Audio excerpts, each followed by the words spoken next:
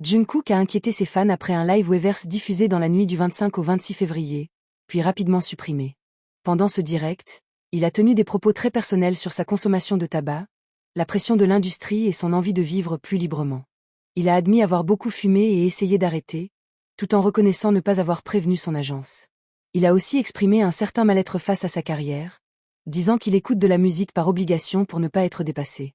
Il a insisté sur le fait qu'il est humain et souhaite simplement profiter de sa vie. Le ton du live est devenu plus tendu lorsqu'il a répondu sèchement à certains fans et évoqué la réaction possible de son agence. Une personne hors champ semblait également tenter de le faire arrêter. Après le live, il a publié un message affirmant qu'il voulait désormais vivre comme il l'entend, ce qui a renforcé les inquiétudes.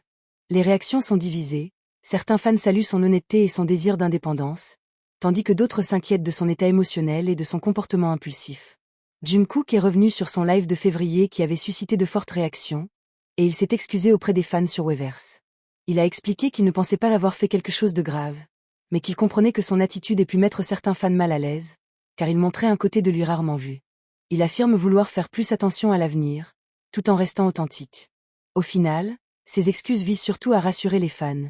Il reconnaît ses imperfections, dit vouloir prendre en compte les critiques, mais maintient qu'il souhaite rester sincère et fidèle à lui-même. Jungkook a suscité un débat après un live stream où il a demandé à ses fans internationaux d'utiliser le coréen, expliquant qu'il n'était pas à l'aise en anglais. Sa phrase « Apprenez le coréen » a rapidement circulé en ligne et divisé les réactions. Certains fans ont compris qu'il exprimait simplement ses limites linguistiques et son confort avec sa langue maternelle, tandis que d'autres ont critiqué le ton jugé trop direct.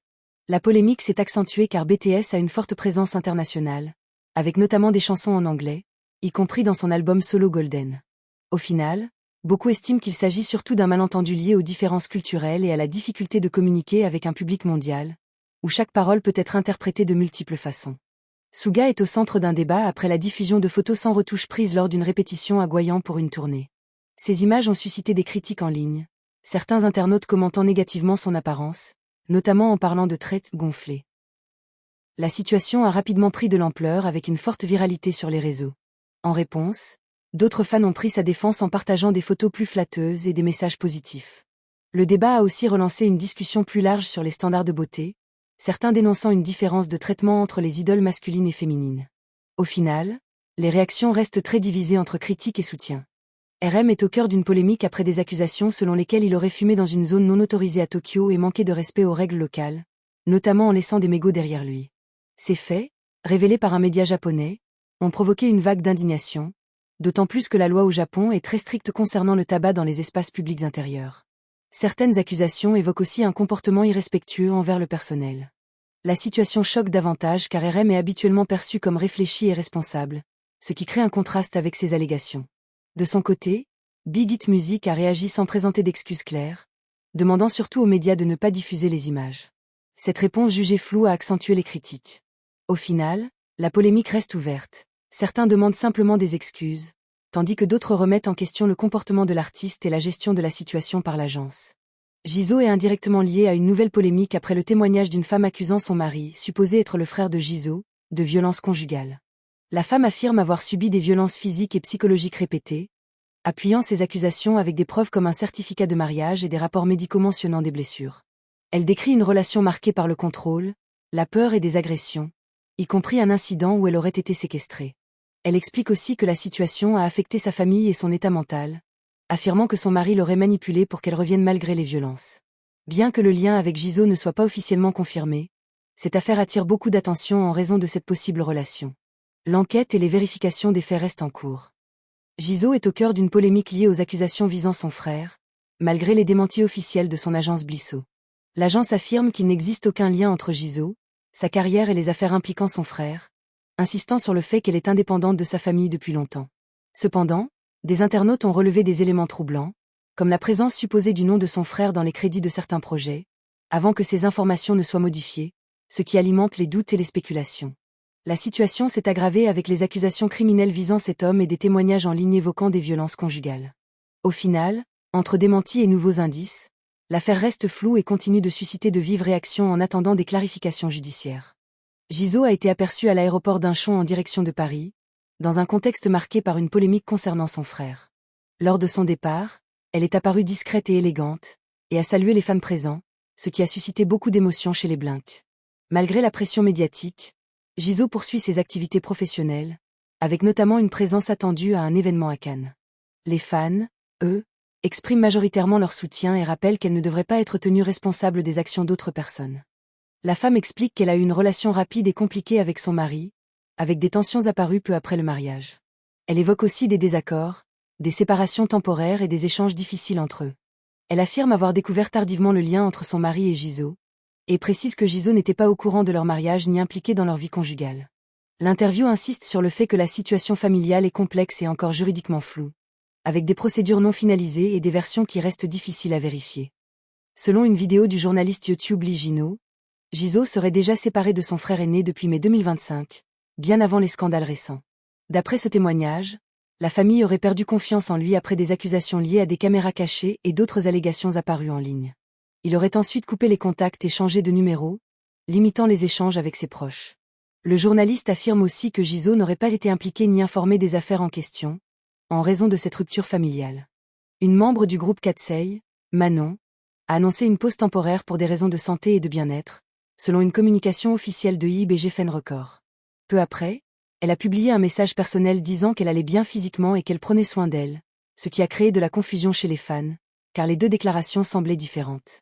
Cette contradiction a déclenché de nombreuses spéculations en ligne. Certains fans pensent qu'il pourrait y avoir un problème plus sérieux en coulisses, tandis que d'autres estiment qu'il s'agit simplement d'un malentendu entre communication officielle et messages personnels. Malgré la pause, les activités du groupe continuent comme prévu, avec des concerts et festivals annoncés, tandis que les agences maintiennent qu'il s'agit uniquement d'une décision liée au bien-être de l'artiste.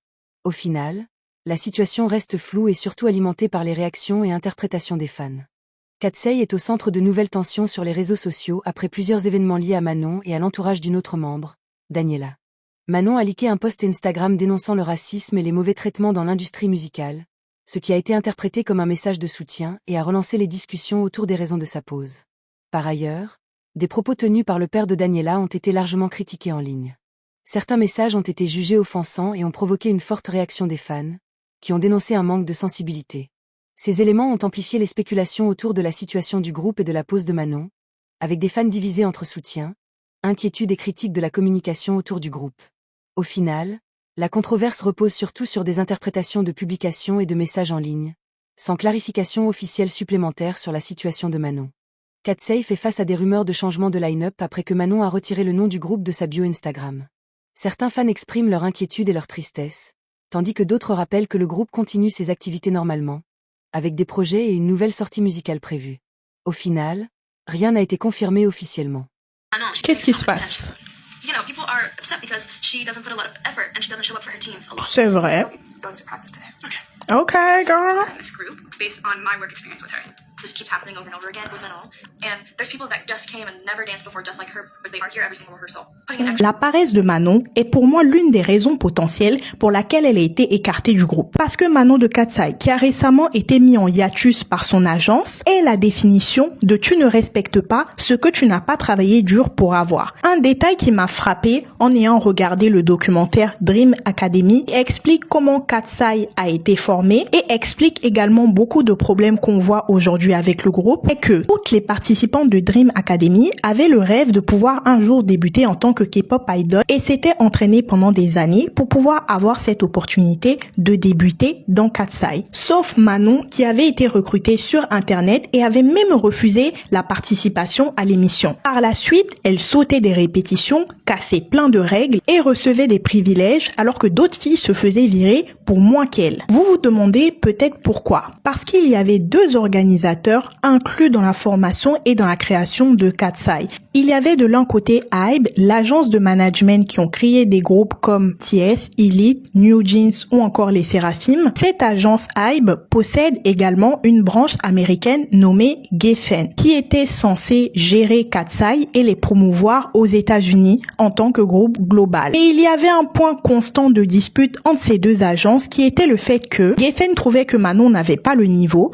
l'éthique de travail et n'agissait absolument pas comme un membre d'un groupe. Sauf que Hybe, voyant en elle une capacité de visuel et de center pour le groupe, l'a trouvée parfaite et voulait la garder pour le groupe. Vous pourrez donc vous demander c'est quoi le rapport aujourd'hui avec ce qui se passe avec Katsai. Ma théorie sur son potentiel départ est que Manon n'a jamais été aussi investie que les autres membres dans Katsai. Je pense également qu'elle ne supporte pas du tout la vie et le rythme des pop stars et est sûrement retombée dans ses travers du début. Sauf que l'agence en a eu potentiellement marre de son comportement et ont décidé de la mettre de côté le temps qu'ils puissent trouver une solution. Le verdict, je mettrais 10 000 coups de fouet sur les fesses de la team de Hybe. Parce qu'ils auraient dû écouter Geffen dès le début car on pouvait clairement voir là où l'histoire allait potentiellement finir. Et maintenant que cette histoire est hors de contrôle, les fans pètent les plombs et les 5 autres membres doivent payer les pots cassés pour quelque chose qu'elles n'ont pas fait. Quel est ton verdict?